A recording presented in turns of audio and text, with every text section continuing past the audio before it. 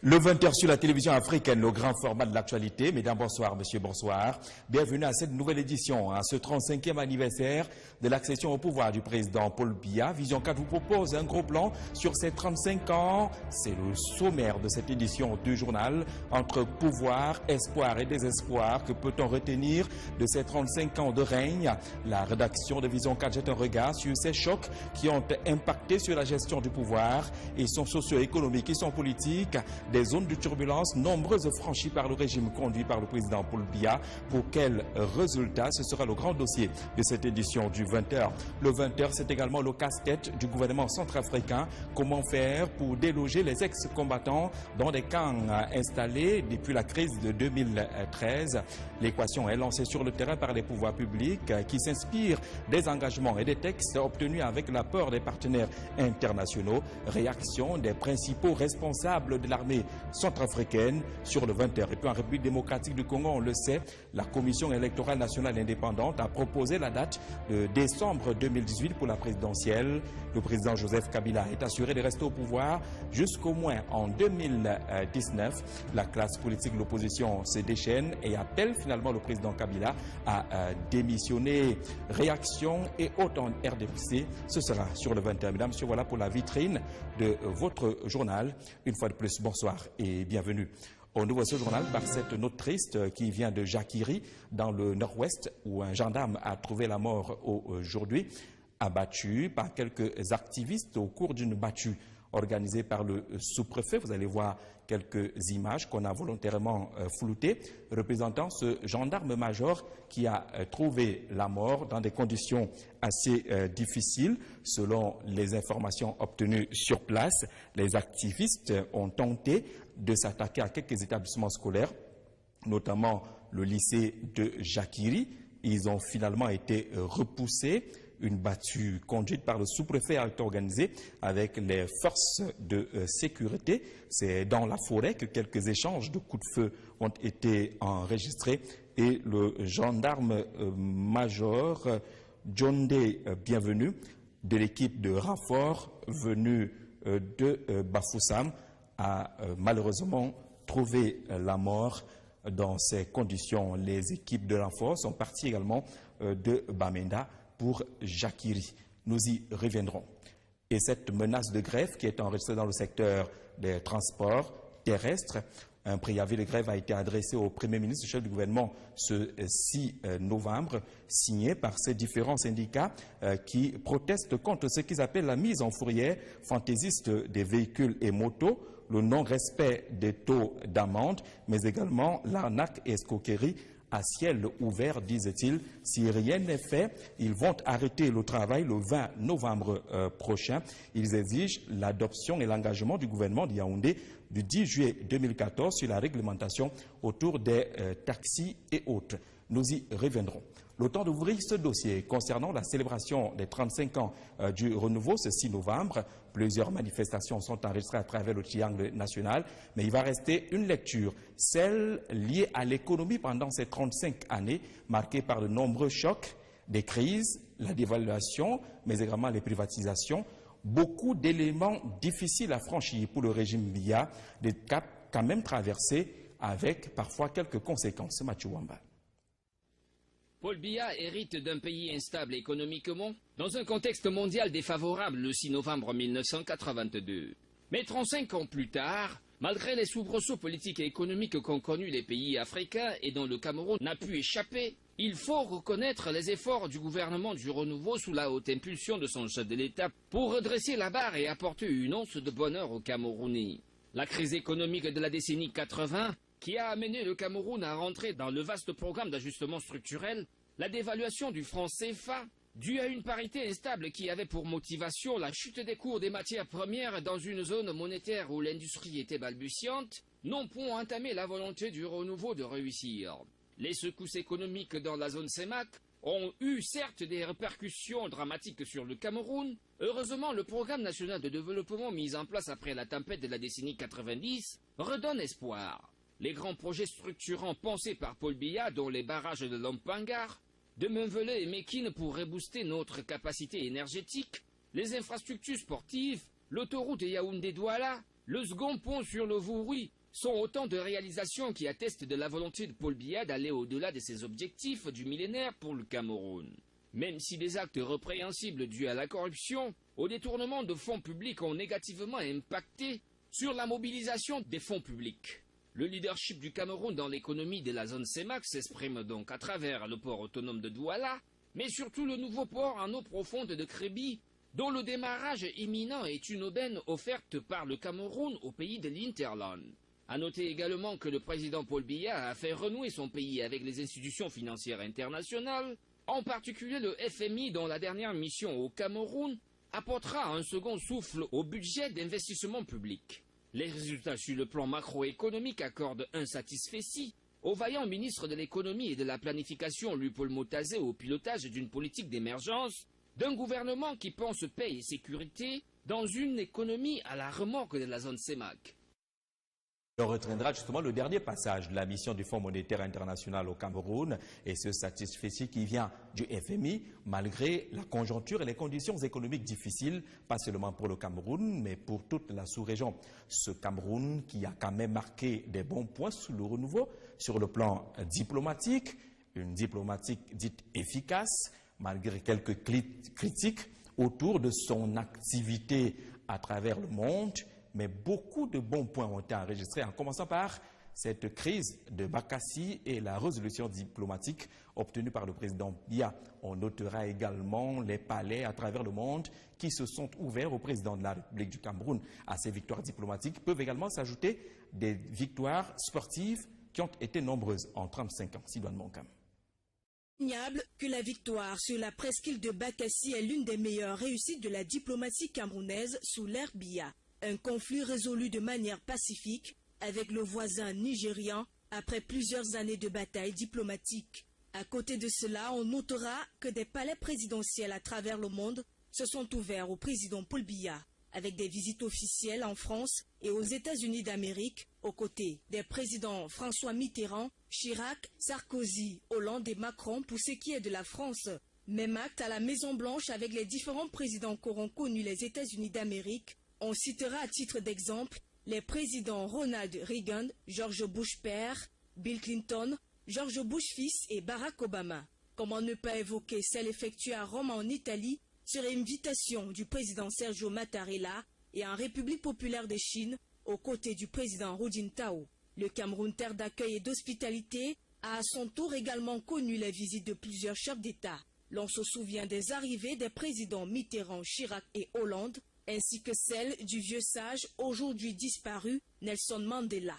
Les présidents Hu Jintao et Sergio Mattarella étaient également de passage au Cameroun. Toujours dans le domaine diplomatique, le Cameroun a reçu les secrétaires généraux des Nations Unies, Kofi Annan et tout récemment Antonio Guterres. Les visites du président Paul Biya dans l'État du Vatican sont nombreuses, tout comme celles des papes Jean-Paul II à 2 reprises et Benoît XVI au Cameroun. Pour ce qui est de la sous-région Afrique centrale, le Cameroun garde son rang de leader dans la sous-région. Depuis plusieurs années, le président Paul Biya tient son rôle de grand médiateur de la crise sociopolitique, le cas de la République centrafricaine. Sur le plan sportif, gage de cohésion et d'unité nationale, notre pays a été plusieurs fois auréolé de nombreuses médailles au cours des compétitions internationales, toutes disciplines confondues. Avec 5 Coupes d'Afrique des Nations masculines de football remportées, cette participation en phase finale de Coupe du Monde depuis 1982 et 2 fois en Coupe des Confédérations. L'hymne du Cameroun a également retenti sur le podium des Jeux d'Athènes en 2004 et de Bédine en 2008 grâce aux médailles d'or glanées au triple saut par Françoise Mbango et Tonnet. Que dire des plus de 180 athlètes reçus tout récemment au Palais de l'Unité par le couple présidentiel après leur belle prestation aux Jeux africains et mondiaux. La CAN de volleyball féminin Yaoundé 2017, remportée en triomphe par les Lions indomptables du volleyball, reste vivace dans les esprits. L'on ne saurait terminer sans évoquer la présence des fils du Cameroun à la tête des grandes organisations sportives. Kalkaba Malboum, président de la Confédération africaine d'athlétisme, par ailleurs président de l'ACNOA pendant plusieurs années, et Issa Yatou, qui pendant 28 ans a été le président de la Confédération africaine de football. Et les critiques retiennent 35 ans de pouvoir, une seule Coupe d'Afrique, la Coupe d'Afrique de football féminin. En attendant la CAN 2019 pour les hommes, les critiques retiennent également la faiblesse des infrastructures sportives dans notre pays. Et puis au regard également de ces 35 ans de renouveau, impossible d'éviter les chocs en guise de catastrophes et autres enregistrés par d'autres pays, certaines étant naturelles, d'autres humaines. Certains cas ayant causé de nombreuses morts dans notre pays. Il y a eu en tout cas des moments de pleurs pendant ces 35 ans. Florent Zanga. Son accession au pouvoir, le président de la République Paul Biya fait face à l'une des catastrophes qui aura marqué ses premières années à la tête du pays. La catastrophe du lac Nyos qui tuait près de 1700 Camerounais dans la nuit du 21 août 1986 dans la région du Nord-Ouest. Près d'une décennie plus tard, nous sommes en 1995. C'est un avion de la CAMER qui atterrit avec fracas, laissant sur le carreau 70 personnes. Le Camerounais cueilli en plein vol par la douleur, la tristesse et la consternation. Des sentiments qui ne vont pas s'éloigner puisque 3 ans plus tard, en 1998, le 14 février, le pays est à nouveau frappé par la catastrophe d'Ensam à Yaoundé avec un bilan lourd, 250 morts. L'on notera également des séries d'inondations dans certaines parties du triangle national, notamment dans les régions du Grand Nord. À ce tableau s'ajoutent des hécatombes sur plusieurs routes liées aux causes humaines ou naturelles. La dernière catastrophe sera celle des Eka, le 21 octobre 2016, due au déraillement du train qui laissait sans voix de nombreux Camerounais et venait à nouveau d'éteindre le beau tableau des 35 ans du renouveau. 80 morts, ce sera le bilan officiel, mais cette dernière catastrophe viendra poser un problème de suivi des dossiers des victimes après chacun de ces événements malheureux, malgré la ferme volonté du chef de l'État à venir en aide aux victimes ou à leurs familles. 35 ans de règne, presque autant de gouvernements formés sous le président Paul Biya, une trentaine, et dans ces différents gouvernements, certains noms reviennent régulièrement. On va s'arrêter au gouvernement du 6 novembre 1982 pour constater que certains sont encore aux affaires. Le Premier ministre Philémon Yang était déjà ministre au 6 novembre 1982. Bello Boba Maïgari était d'ailleurs Premier ministre. Ils sont nombreux aux affaires aujourd'hui à avoir accompagné avec une extrême longévité le président Paul Biya. Évocation. Arrivé au pouvoir le 6 novembre 1982, le président Paul Biya ne va pas chercher loin son tout Premier ministre. Il désigne Bello Boba Maïgari, l'occupant de la primature, qui semble répondre à un choix stratégique, venait en début d'année 82 d'être nommé par le président Aïdio, ministre de l'économie et du plan. 2 années plus tôt, en 1980, il était fait ministre secrétaire général adjoint de la présidence de la République. Né en 1947, Bello Boba Maïgari, Premier ministre, est tout juste âgé de 35 ans. Il est chef de gouvernement jusqu'en août 1983. Une longue traversée du désert s'en suivra, guidé par les conséquences des soubresauts politiques autour du putsch manqué de 1984. À la faveur du retour au multipartisme et des performances électorales de l'Union nationale pour la démocratie et le progrès dont il est le président, Bello Boba Maïgari revient aux affaires, porté par la plateforme qui unit l'UNDP au RDPC en 1997. Et il n'en est plus sorti. En 1982, il comptait dans son équipe gouvernementale un certain Yang Philémon, l'actuel Premier ministre chef du gouvernement depuis 2009. En 1982, Yang Philémon est ministre des Mines et de l'Énergie. Comme le Premier ministre de l'époque, il est aussi âgé de 35 ans. Il s'occupera des mines et de l'énergie dans 4 gouvernements successifs.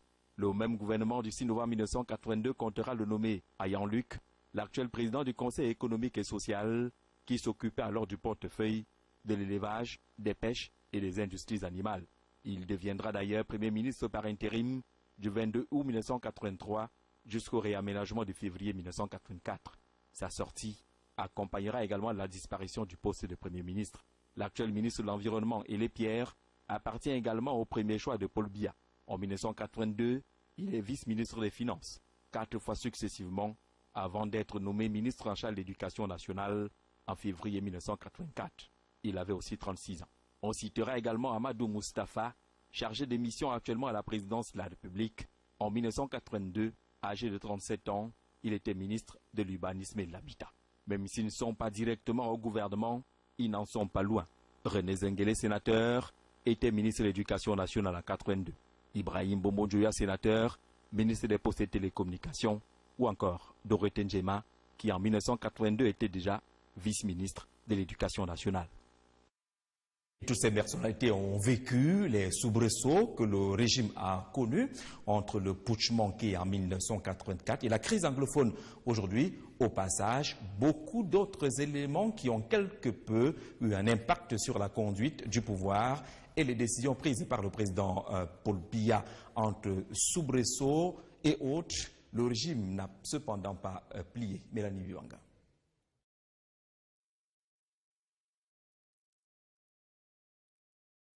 Si le président Paul Biya est surnommé aujourd'hui le vieux sage africain, ce n'est pas pour son âge, mais pour sa capacité à gérer les situations extrêmement délicates. Les 35 années de pouvoir de Paul Biya ont fait de lui l'homme de toutes les situations. Un peu moins de 24 mois après son accession à la magistrature suprême, le président se heurte à un coup d'État manqué par les hauts placés de la garde présidentielle. Ils sont 700 au total, originaires de la partie septentrionale du Cameroun. Par ailleurs, supporter d'Amadou Ahidjo, le président démissionnaire. Il s'agit du coup d'État du vendredi 6 avril 1984. Les putschistes, qui avaient pourtant pris le contrôle d'une station radio, d'un dépôt de munitions et l'aéroport sans résistance, ont été surpris de constater que l'intégrité du territoire national était entre les mains du locataire d'Etoudi. Plusieurs événements avant le 6 avril avaient déjà fragilisé les relations entre Amadou Ahidjo et Paul Biya. 1990 est une date charnière de l'histoire du Cameroun. Le 5 décembre de cette année, le Cameroun renoue officiellement avec le multipartisme profondément marqué par des crises et revendications sociales à travers les villes mortes, un large mouvement né au début des années 90, caractérisé par la fermeture des commerces, des services et des entreprises, a paralysé les grandes agglomérations dans les régions du littoral et de l'Ouest. Paul Biya, d'une main de fer aux gants de velours, a su stabiliser la situation. Le multipartisme, qui est un acte de la volonté du président Paul Biya, le présente comme un président à l'écoute de son peuple. Et comme un bonheur ne vient jamais seul, cette décision est accompagnée de l'adoption à l'Assemblée nationale d'une trentaine de lois relatives à la liberté de communication sociale, d'association. Les partis politiques tels que le SDF, l'UNDP et bien d'autres voient le jour. Le 11 octobre 1992, les Camerounais sont appelés aux urnes pour élire leur président. C'est la première élection présidentielle de l'histoire du Cameroun avec plusieurs candidats. Nidjon Frondi, leader du Social-Démocratique Front, SDF, est battu par le fils de Mvomeka. L'homme de la rigueur et de la moralisation, contre toute attente, se trouve confronté aux manifestations de la population. Les émeutes de février 2008, partie d'une grève due à la hausse du prix de carburant de 15 francs, la situation a très vite dégénéré. Le président Paul Biya a pris la parole et a indiqué que l'ordre régnera par tous les moyens. Et avant 24 heures, l'ordre a régné. À cette longue liste s'ajoute la crise dite anglophone, née suite à une grève des avocats, et le président martèle à tous ceux qui ont des idées sécessionnistes que le Cameroun est un et indivisible. Des chocs sociopolitiques qui ont su être gérés grâce à la diplomatie et au tact d'un homme, celui du 6 novembre 1982. Dans nos prochaines éditions, on aura quelques images venant du Cameroun profond, avec les différentes mobilisations du Rassemblement démocratique du peuple camerounais pour le côté festif de ces 35 ans. Aujourd'hui à Yaoundé, déjà, c'était l'avant-goût avec des manifestations sportives organisées très tôt ce matin, toujours pour la célébration de ces 35 ans de règne du président Paul Biya. Vous avez en image le secrétaire général du comité central du RDPC, Jean Kouété, en tenue de sport, comme beaucoup d'autres militants, cross-country et autres activités des personnes handicapées. Les différentes activités ont justement dans le cadre du côté sportif de cette mobilisation. Nous y reviendrons. Le temps de découvrir cet texte signé du président directeur général du groupe L'Anecdote, Jean-Pierre Amougou Belinga, vu l'arrêté du 26 mai 1995 portant création du journal L'Anecdote, vu le statut particulier du groupe L'Anecdote, vu le règlement intérieur, vu l'organigramme du groupe, vu ses attributions, vu les nécessités de service, Le président directeur général du groupe L'Anecdote décide, article 1er, sont pour compter la date de signature de la présente décision. Nommé au poste suivant, cellule des reportages spéciaux, chef de cellule, M. Aïssi Parfait, journaliste. En remplacement de Mme Monkam Sidouane, appelée à d'autres fonctions. Rédacteur en chef TV numéro 1, Mme Monkam Sidouane, journaliste. Rédacteur en chef adjoint TV numéro 2, Mademoiselle Badian Kos Salamatou, journaliste. Article 2, les intéressés auront droit aux avantages de toute nature prévus par le règlement intérieur. Article 3, la présente décision sera communiquée partout où besoin sera. C'est signé du président directeur général du groupe L'Anecdote, Jean-Pierre Amougou Belinga. Prenons à présent la direction de la République centrafricaine et ce casse-tête du gouvernement. Comment déloger les ex-combattants installés dans quelques camps militaires pendant la crise de 2013. L'opération est lancée sur le terrain. Elle n'est certes pas facile, mais est appelée à aller jusqu'à son terme. Véronique Boudou. Établir l'autorité de l'État en rétrocédant aux forces armées centrafricaines les sites de cantonnement occupés au cours de l'année 2013 dans la ville de Bangui par les ex-combattants Séléka. C'est le but visé par le gouvernement à travers le déguerpissement de ces derniers dans les différentes casernes qu'ils occupent jusqu'ici. La communauté internationale, en synergie avec le gouvernement, les avait logés dans des sites militaires. En l'occurrence, le bataillon de soutien et de service et le camp Béal, où se trouvait l'ancien ministère de la Défense nationale, et enfin le site du RDOT, le régiment de défense opération du territoire. À titre de mesure d'accompagnement, ce programme concerne environ 1000 personnes à qui est remis la somme de 100 000 francs. Le forfait leur permettra d'aller prendre une maison en location. Une maison en location, et le plus souvent c'est avec une caution de 3 mois. Ok, soyons humbles, une maison de 12 000 francs, de 15 000 francs, avec une caution de 3 mois, ça nous fera 45 000, et le reste de l'argent, il pourra se le mettre en poche pour se payer certaines choses. Un ouf de soulagement pour le secteur des sécurités, car cette stratégie permettra aux militaires formés de regagner sans plus tarder leur corps respectif. Certains m'ont appelé pour me dire, mon général, nous sommes prêts à partir comme les autres. Venez remplir le processus, venez nous identifier afin que nous aussi, nous bénéficions de ce que vous êtes en train de faire aux autres et laisser les lieux pour que notre armée puisse être redorée, pour que notre armée puisse travailler de manière normale. Une phase du processus du DDRR qui favorise la réorganisation des forces armées centrafricaines et qui sied à sa juste valeur à la réforme du secteur de sécurité du pays. Vous l'avez certainement suivi, la date pour l'élection présidentielle en République démocratique du Congo est désormais fixée à décembre 2018. Le président Joseph Kabila devrait donc rester au pouvoir pratiquement jusqu'en 2019, ce que n'acceptent pas les partis politiques de l'opposition. Les accords qui prévoyaient cette élection à décembre 2017 semblent avoir été ignorés par la Commission électorale nationale indépendante et du coup, l'opposition appelle à la démission du président Joseph Kabila. Karine Okomo. Peine la Commission électorale nationale indépendante a publié le calendrier électoral qui prévoit les élections pour le 23 décembre 2018 que les acteurs de l'opposition congolaise multiplient les réactions sur la toile. Le président du Rassemblement de l'opposition, Félix Tshisekedi, a immédiatement rejeté le calendrier électoral qu'il juge inacceptable. Pour lui, le calendrier est une violation de la Constitution et de l'accord politique de la Saint-Sylvestre qu'il a lui-même signé. Par ailleurs, il appelle à la mobilisation générale des Congolais pour chasser Joseph Kabila du pouvoir. L'opposant Moïse Katumbi, en exil en Europe, rejette également l'échéancier publié par le président de la CENI, Corneille Nangaa, et considère que le régime de Joseph Kabila veut prolonger l'instabilité et la misère du peuple congolais. De son côté, l'opposant Martin Fayoulou affirme que le calendrier de la CENI est un non-événement. Par conséquent, il demande au peuple congolais de se préparer à appliquer l'article 64 car Joseph Kabila doit partir du pouvoir. Toutefois, à côté des diverses réactions enregistrées par l'opposition, le parti au pouvoir se félicite de la publication consensuelle et réaliste du calendrier électoral par la CENI. Les élections présidentielles, législatives et provinciales se tiendront en une séquence et les Congolais de la diaspora pourront voter. En attendant, Joseph Kabila reste au pouvoir et son successeur devrait prêter serment le 12 janvier 2019. De Congo-Brazzaville, on est préoccupé par des arbres. Ce 6 novembre, journée nationale de l'arbre. Comme de tradition, quelques arbres sont plantés dans différentes villes, notamment à Brazzaville, avec la signification de l'importance de cet acte pour la préservation de l'environnement. Pascal Gegandiaï. Le monde est pollué. L'humanité est aujourd'hui entrée dans l'ère du développement durable, depuis que les dirigeants du monde, prenant conscience du danger que court la planète Terre, se sont engagés à tenir l'ambitieuse promesse qui constitue le programme du développement durable à l'horizon 2030.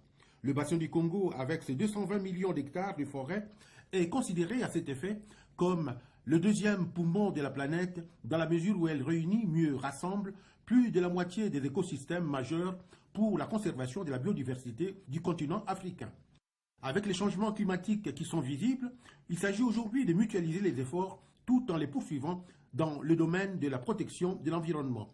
Entre autres menaces qui sont à nos portes, il y a la dégradation des terres et la désertification. Laisser faire constitue un risque majeur susceptible de compromettre durablement l'atteinte des objectifs poursuivis. C'est ce combat que mène depuis plus de 30 ans Denis Sassou Nguesso et son gouvernement. Nous avons commencé aussi la révision du service national de reboisement. Ça va nous permettre donc de mettre des unités de reboisement dans tout le pays, tel qu'on l'a fait pour le Pronard. Donc cette fois-ci, il faut l'emmener vers le SNR, le service national de reboisement, afin que les unités de reboisement soient dans tout le pays et que nous ayons des pépinières dignes de ce nom, de secteurs de reboisement, des stations qu'on appelle en jargon technique, les stations de reboisement dans tout le pays qui auront une mission chiffrée. C'est ainsi qu'au Congo, l'on remarque que les superficies des zones reboisées et celles des zones mises en défense ont augmenté. Ces efforts de l'État sont soutenus par un décret instituant une journée nationale de l'arbre tous les 6 novembre. Cette tradition sera encore respectée cette année et pérennisée. À travers l'opération des plantations d'arbres sur toute l'étendue du territoire national, l'objectif est de mobiliser le monde en général, les populations congolaises en particulier, autour des enjeux environnementaux.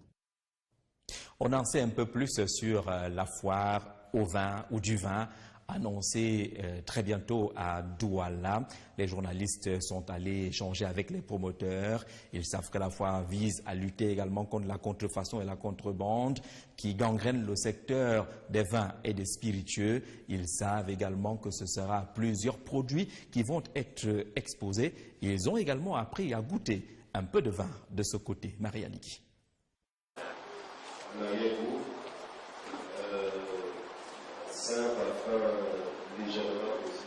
La première foire internationale au vin et spiritueux du Cameroun sera organisée à l'esplanade de la maison du parti de Bonanjo à Douala du 6 au 12 décembre prochain. D'ores et déjà, un avant-goût a été donné ce 6 novembre à travers un média testing live. Le vin d'abord et le spiritueux, c'est d'abord une affaire de connaisseurs, des gens qui aiment. Le vin à l'origine est un produit très noble. Et le vin n'est pas fabriqué chez nous. Si le vin était fabriqué chez nous, on pourrait très facilement éduquer les gens, parce qu'il y a beaucoup de contrefaçons dans le cadre du vin. Donc ce qui est prioritaire et ce qui est même très important aujourd'hui pour ce salon, c'est déjà permettre à la majorité des importateurs de mesurer l'impact de leurs produits par rapport aux clients, permettre également aux clients de connaître les importateurs et de connaître les produits des importations. Parmi les surprises qui attendent les amoureux du vin, figure cette boisson faite à base de vin de palme, mise en bouteille par une entreprise camerounaise. L'innovation, c'est quoi? C'est de consommer le vin comme nos parents le consomment au village, mais qui est sécurisé, qui ne va pas faire mal au ventre parce que le processus est parfaitement maîtrisé. Et c'est un vin qui entre en concurrence avec les vins importés. Et j'ai dit tantôt que c'est un vin qui est bio. Il n'y a pas de produits chimiques là-dedans. La foire internationale au vin et spiritueux du Cameroun, c'est plus de 1500 vins et spiritueux à déguster et des échanges sur la contrefaçon des vins qui plombent ce secteur. Avant de refermer ce journal, une note triste. C'est samedi dernier que la matriarche Madeleine Aboudi a été conduite à sa dernière demeure au cimetière de Volier à l'issue d'un programme des obsèques qui aura connu une participation massive, mais également une place importante accordée à la tradition. Sandrine Manza.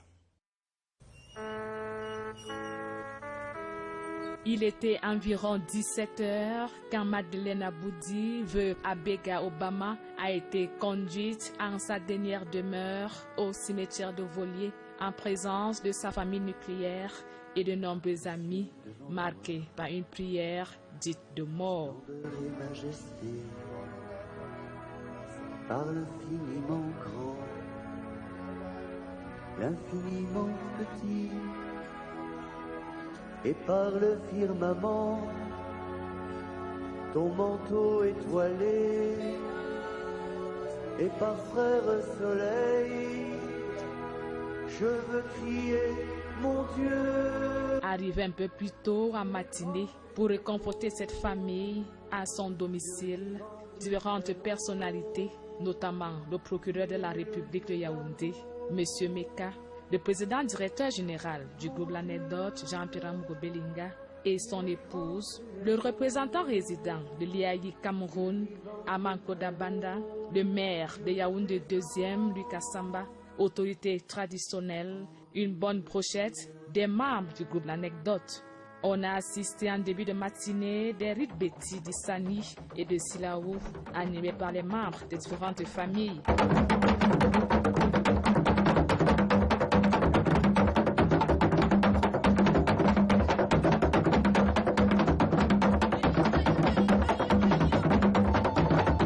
Et pour réconforter les membres de cette famille, affligés et tourmentés, le prédicateur ira puiser dans les Saintes Écritures, notamment dans la deuxième lecture de Saint Paul apôtre aux Philippiens. Il insistera sur le mystère pascal qui a permis de vaincre la mort, les qualités de cette femme de cœur. Il loue et surtout sa disponibilité, un modèle de persévérance à la suite du Christ. Plusieurs témoignages viendront retracer la vie et l'œuvre de la défunte, notamment les femmes de la Vierge Marie et Juan Maria, ses filles et son fils. Madeleine Aboudi, matriarche des femmes Fokatemingue, a fait ses études primaires au quartier Hawaï, ici même à Yaoundé.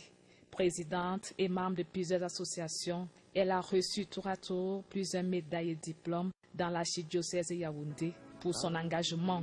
Au moment où elle est rappelée à Dieu, le célébrant principal, l'abbé Georges Philippe, invite à une profonde reconversion et à un changement de regard sur le visage de l'autre, afin que Dieu accueille Maman Madeleine dans la paix et la lumière de son royaume. Difficiles images, c'est ici que se referme cette édition du 20h. Ne manquez pas votre rendez-vous traditionnel les lundis 21h, le débat chrétien avec Thomas Bega. Mesdames, Messieurs, merci d'avoir regardé. Passez une magnifique soirée.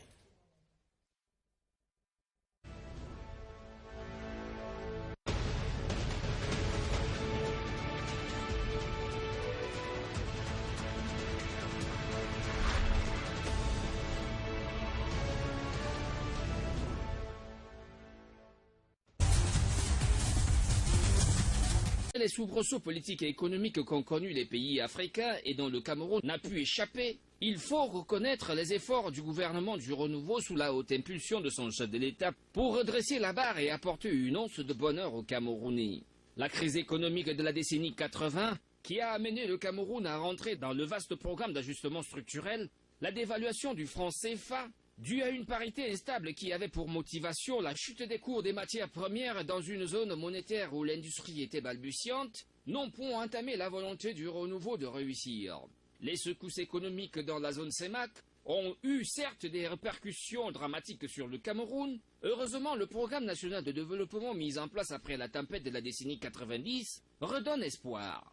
Les grands projets structurants pensés par Paul Biya, dont les barrages de Lompangar, de Menvelé et Mekine pour rebooster notre capacité énergétique, les infrastructures sportives, l'autoroute Yaoundé-Douala, le second pont sur le Vouri, sont autant de réalisations qui attestent de la volonté de Paul Biya d'aller au-delà de ses objectifs du millénaire pour le Cameroun. Même si des actes répréhensibles dus à la corruption, au détournement de fonds publics ont négativement impacté sur la mobilisation des fonds publics. Le leadership du Cameroun dans l'économie de la zone CEMAC s'exprime donc à travers le port autonome de Douala, mais surtout le nouveau port en eau profonde de Crébi, dont le démarrage imminent est une aubaine offerte par le Cameroun au pays de l'Hinterland. A noter également que le président Paul Biya a fait renouer son pays avec les institutions financières internationales, en particulier le FMI dont la dernière mission au Cameroun apportera un second souffle au budget d'investissement public. Les résultats sur le plan macroéconomique accordent un satisfecit au vaillant ministre de l'économie et de la planification Lupaul Motazé au pilotage d'une politique d'émergence, d'un gouvernement qui pense paix et sécurité dans une économie à la remorque de la zone CEMAC. On retiendra justement le dernier passage de la mission du Fonds monétaire international au Cameroun et ce satisfecit qui vient du FMI malgré la conjoncture et les conditions économiques difficiles, pas seulement pour le Cameroun mais pour toute la sous-région. Ce Cameroun qui a quand même marqué des bons points sous le renouveau sur le plan diplomatique, une diplomatique dite efficace malgré quelques critiques autour de son activité à travers le monde. Mais beaucoup de bons points ont été enregistrés, en commençant par cette crise de Bakassi et la résolution diplomatique obtenue par le président Biya. On notera également les palais à travers le monde qui se sont ouverts au président de la République du Cameroun. À ces victoires diplomatiques peuvent également s'ajouter des victoires sportives qui ont été nombreuses en 35 ans. Sidoine Monkam.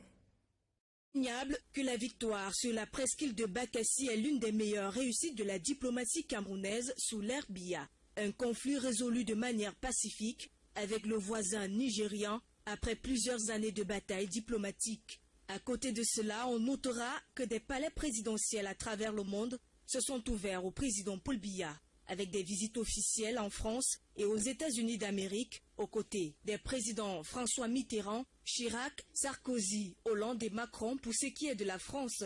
Même acte à la Maison-Blanche avec les différents présidents qu'auront connus les États-Unis d'Amérique. On citera à titre d'exemple les présidents Ronald Reagan, George Bush père, Bill Clinton, George Bush fils et Barack Obama. Comment ne pas évoquer celle effectuée à Rome en Italie sur invitation du président Sergio Mattarella et en République populaire de Chine aux côtés du président Hu Jintao.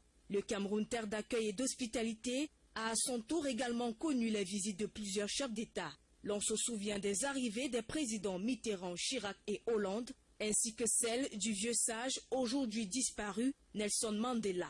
Les présidents Hu Jintao et Sergio Mattarella étaient également de passage au Cameroun. Toujours dans le domaine diplomatique, le Cameroun a reçu les secrétaires généraux des Nations Unies, Kofi Annan et tout récemment Antonio Guterres. Les visites du président Paul Biya dans l'État du Vatican sont nombreuses, tout comme celles des papes Jean-Paul II à 2 reprises et Benoît XVI au Cameroun. L'année 82, d'être nommé par le président Ahidjo, ministre de l'économie et du plan.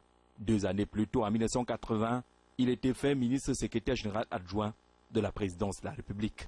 Né en 1947, Bello Bouba Maïgari, premier ministre, est tout juste âgé de 35 ans. Il est chef de gouvernement jusqu'en août 1983. Une longue traversée du désert s'en suivra, guidée par les conséquences des soubresauts politiques autour du putsch manqué de 1984.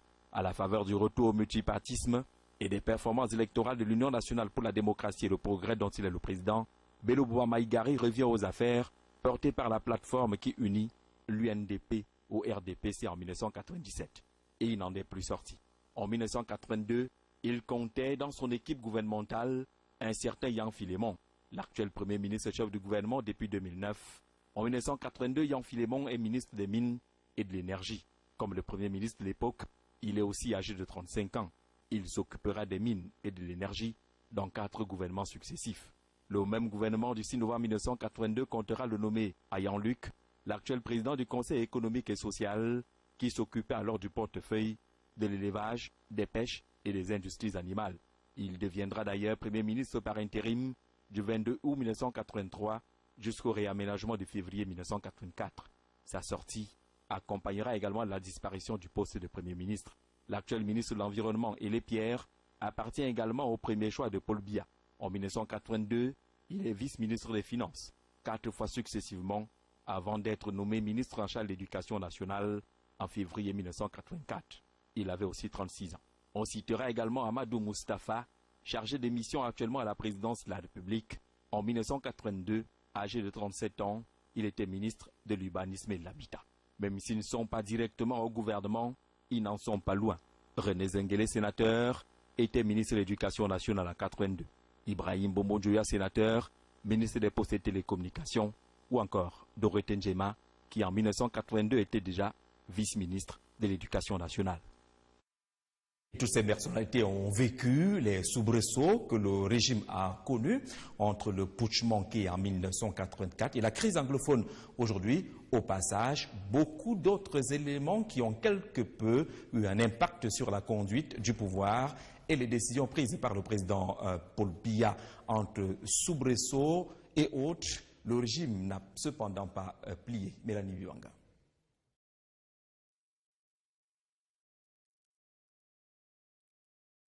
Si le président Paul Biya est surnommé aujourd'hui le vieux sage africain, ce n'est pas pour son âge, mais pour sa capacité à gérer les situations extrêmement délicates. Les 35 années de pouvoir de Paul Biya ont fait de lui l'homme de toutes les situations.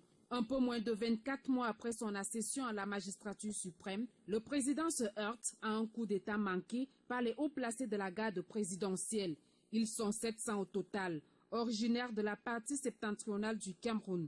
Par ailleurs, supporter d'Amadou Ahidjo, le président démissionnaire. Il s'agit du coup d'État du vendredi 6 avril 1984. Les putschistes, qui avaient pourtant pris le contrôle d'une station radio, d'un dépôt de munitions et l'aéroport sans résistance, ont été surpris de constater que l'intégrité du territoire national était entre les mains du locataire des Toudi. Plusieurs événements avant le 6 avril avaient déjà fragilisé les relations entre Amadou Ahidjo et Paul Biya. 1990 est une date charnière de l'histoire du Cameroun. Le 5 décembre de cette année, le Cameroun renoue officiellement avec le multipartisme profondément marqué par des crises et revendications sociales à travers les villes mortes, un large mouvement né au début des années 90, caractérisé par la fermeture des commerces, des services et des entreprises, a paralysé les grandes agglomérations dans les régions du littoral et de l'Ouest. Paul Biya, d'une main de fer aux gants de velours, a su stabiliser la situation. Le multipartisme, qui est un acte de la volonté du président Paul Biya, le présente comme un président à l'époque.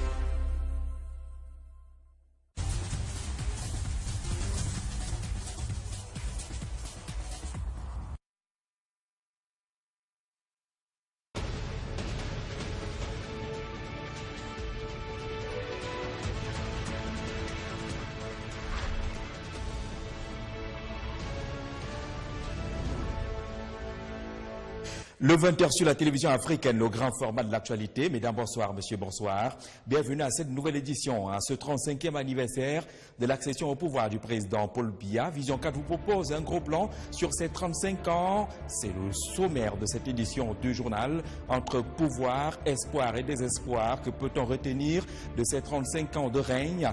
La rédaction de Vision 4 jette un regard sur ces chocs qui ont impacté sur la gestion du pouvoir et son socio-économique et son politique. Des zones de turbulence nombreuses franchies par le régime conduit par le président Paul Biya. Pour quels résultats? Ce sera le grand dossier de cette édition du 20h. Le 20h, c'est également le casse-tête du gouvernement centrafricain. Comment faire pour déloger les ex-combattants dans des camps installés depuis la crise de 2013? L'équation est lancée sur le terrain par les pouvoirs publics qui s'inspirent des engagements et des textes obtenus avec l'apport des partenaires internationaux. Réaction des principaux responsables de l'armée centrafricaine sur le 20h. Et puis en République démocratique du Congo, on le sait, la Commission électorale nationale indépendante a proposé la date de décembre 2018 pour la présidentielle. Le président Joseph Kabila est assuré de rester au pouvoir jusqu'au moins en 2019. La classe politique de l'opposition se déchaîne et appelle finalement le président Kabila à démissionner.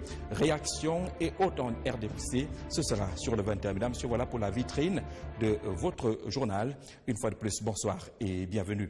On ouvre ce journal par cette note triste qui vient de Jakiri, dans le nord-ouest, où un gendarme a trouvé la mort aujourd'hui, abattu par quelques activistes au cours d'une battue organisée par le sous-préfet. Vous allez voir quelques images qu'on a volontairement floutées, représentant ce gendarme-major qui a trouvé la mort dans des conditions assez difficiles. Selon les informations obtenues sur place, les activistes ont tenté de s'attaquer à quelques établissements scolaires, notamment le lycée de Jakiri.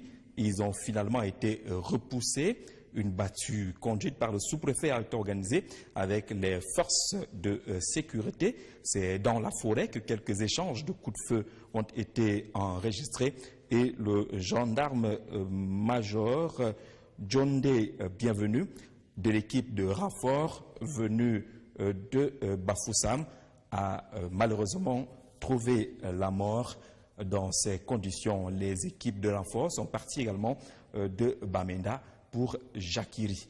Nous y reviendrons. Et cette menace de grève qui est enregistrée dans le secteur des transports terrestres, un préavis de grève a été adressé au Premier ministre, chef du gouvernement, ce 6 novembre, signé par ces différents syndicats qui protestent contre ce qu'ils appellent la mise en fourrière fantaisiste des véhicules et motos, le non-respect des taux d'amende, mais également l'arnaque et escroquerie à ciel ouvert, disait-il. Si rien n'est fait, ils vont arrêter le travail le 20 novembre prochain. Ils exigent l'adoption et l'engagement du gouvernement de Yaoundé du 10 juillet 2014 sur la réglementation autour des taxis et autres. Nous y reviendrons. Le temps d'ouvrir ce dossier concernant la célébration des 35 ans du renouveau ce 6 novembre. Plusieurs manifestations sont enregistrées à travers le triangle national, mais il va rester une lecture, celle liée à l'économie pendant ces 35 années, marquée par de nombreux chocs, des crises, la dévaluation, mais également les privatisations. Beaucoup d'éléments difficiles à franchir pour le régime Biya, des caps quand même traversés avec parfois quelques conséquences. Mathieu Wamba. Paul Biya hérite d'un pays instable économiquement, dans un contexte mondial défavorable le 6 novembre 1982.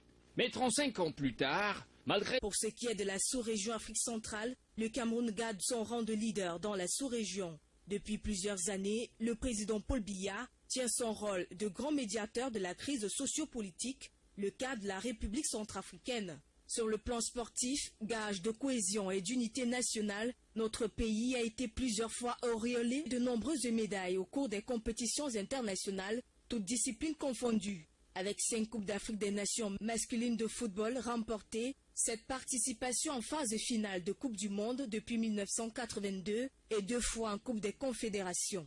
L'hymne du Cameroun a également retenti sur le podium des Jeux d'Athènes en 2004 et de Bédine en 2008, grâce aux médailles d'or glanées au triple saut par Françoise Mbango et Tonnet. Que dire des plus de 180 athlètes reçus tout récemment au Palais de l'Unité par le couple présidentiel après leur belle prestation aux Jeux africains et mondiaux. La CAN de volleyball féminin Yaoundé 2017, remportée en triomphe par les Lions indomptables du volleyball, reste vivace dans les esprits.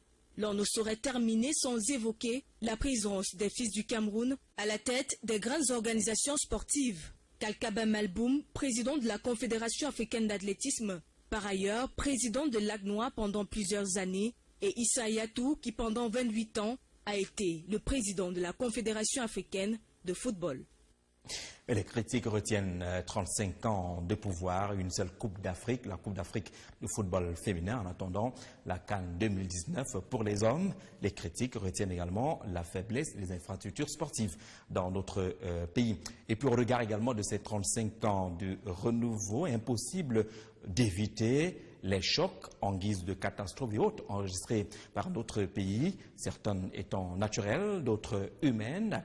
Certains cas ayant causé de nombreuses morts dans notre pays. Il y a eu en tout cas des moments de pleurs pendant ces 35 ans. Florent Zanga.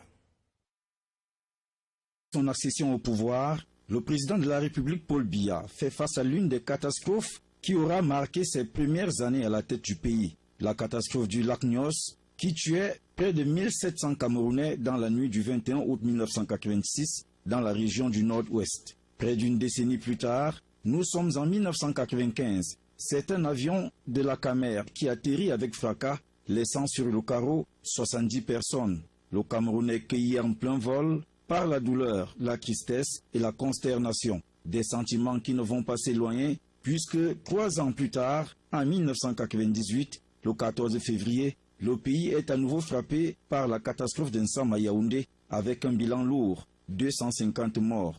L'on notera également des séries d'inondations dans certaines parties du triangle national, notamment dans les régions du Grand Nord. À ce tableau s'ajoutent des hécatombes sur plusieurs routes liées aux causes humaines ou naturelles. La dernière catastrophe sera celle des Eka, le 21 octobre 2016, due au déraillement du train qui laissait sans voix de nombreux Camerounais et venait à nouveau d'éteindre le beau tableau des 35 ans du renouveau. 80 morts, ce sera le bilan officiel, mais cette dernière catastrophe viendra poser un problème de suivi des dossiers des victimes après chacun de ces événements malheureux, malgré la ferme volonté du chef de l'État à venir en aide aux victimes ou à leurs familles. 35 ans de règne, presque autant de gouvernements formés sous le président Paul Biya, une trentaine, et dans ces différents gouvernements, certains noms reviennent régulièrement. On va s'arrêter au gouvernement du 6 novembre 1982 pour constater que certains sont encore aux affaires. Le Premier ministre Philémon Yam était déjà ministre au 6 novembre 1982. Bello Boba Maïgari était d'ailleurs Premier ministre. Ils sont nombreux aux affaires aujourd'hui à avoir accompagné avec une extrême longévité le président Paul Biya. Évocation. Arrivé au pouvoir le 6 novembre 1982, le président Paul Biya ne va pas chercher loin son tout Premier ministre.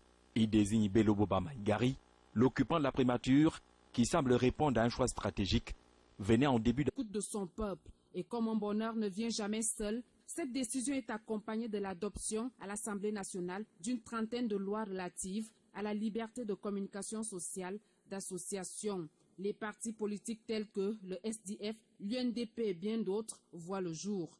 Le 11 octobre 1992, les Camerounais sont appelés aux urnes pour élire leur président. C'est la première élection présidentielle de l'histoire du Cameroun avec plusieurs candidats. Ni John Frondi, leader du Social-Démocratique Front, SDF, est battu par le fils de Mvomeka. L'homme de la rigueur et de la moralisation, contre toute attente, se trouve confronté aux manifestations de la population. Les émeutes de février 2008, partie d'une grève due à la hausse du prix de carburant de 15 francs, la situation a très vite dégénéré. Le président Paul Biya a pris la parole et a indiqué que l'ordre régnera par tous les moyens. Et avant 24 heures, l'ordre a régné. À cette longue liste s'ajoute la crise dite anglophone, née suite à une grève des avocats, et le président martèle à tous ceux qui ont des idées sécessionnistes que le Cameroun est un et indivisible. Des chocs sociopolitiques qui ont su être gérés grâce à la diplomatie et au tact d'un homme, celui du 6 novembre 1982. Dans nos prochaines éditions, on aura quelques images venant du Cameroun profond avec les différentes mobilisations du Rassemblement démocratique du peuple camerounais pour le côté festif de ces 35 ans. Aujourd'hui à Yaoundé, déjà c'était l'avant-goût avec des manifestations sportives organisées très tôt ce matin, toujours pour la célébration de ces 35 ans de règne du président Paul Biya. Vous avez en image le secrétaire général du comité central du RDPC, Jean Kouété, en tenue de sport, comme beaucoup d'autres militants, cross-country et autres activités des personnes handicapées. Les différentes activités entrent justement dans le cadre du côté sportif de cette mobilisation. Nous y reviendrons. Le temps de découvrir ces textes signés du président directeur général du groupe L'Anecdote, Jean-Pierre Amougou Belinga, vu l'arrêté du 26 mai 1995 portant création du journal L'Anecdote, vu le statut particulier du groupe L'Anecdote, vu le règlement intérieur, vu l'organigramme du groupe, vu ses attributions, vu les nécessités de service. Le président directeur général du groupe L'Anecdote décide, article 1er, sont pour compter la date de signature de la présente décision. Nommé au poste suivant, cellule des reportages spéciaux, chef de cellule, M. Aïssi Parfait, journaliste. En remplacement de Mme Monkam Sidouane, appelée à d'autres fonctions. Rédacteur en chef TV numéro 1, Mme Monkam Sidouane, journaliste. Rédacteur en chef adjoint TV numéro 2, Mademoiselle Badian Kos Salamatou, journaliste. Article 2, les intéressés auront droit aux avantages de toute nature prévus par le règlement intérieur. Article 3, la présente décision sera communiquée partout où besoin sera. C'est signé du président directeur général du groupe L'Anecdote, Jean-Pierre Amougou Belinga. Prenons à présent la direction de la République centrafricaine et ce casse-tête du gouvernement. Comment déloger les ex-combattants installés dans quelques camps militaires pendant la crise de 2013. L'opération est lancée sur le terrain. Elle n'est certes pas facile, mais est appelée à aller jusqu'à son terme. Véronique Boudou. L'autorité de l'État en rétrocédant aux forces armées centrafricaines les sites de cantonnement occupés au cours de l'année 2013 dans la ville de Bangui par les ex-combattants Séléka. C'est le but visé par le gouvernement à travers le déguerpissement de ces derniers dans les différentes casernes qu'ils occupent jusqu'ici. La communauté internationale, en synergie avec le gouvernement, les avait logés dans des sites militaires. En l'occurrence, le bataillon de soutien et de service et le camp Béal, où se trouvait l'ancien ministère de la Défense nationale, et enfin le site du RDOT, le régiment de défense opération du territoire. À titre de mesure d'accompagnement, ce programme concerne environ 1000 personnes à qui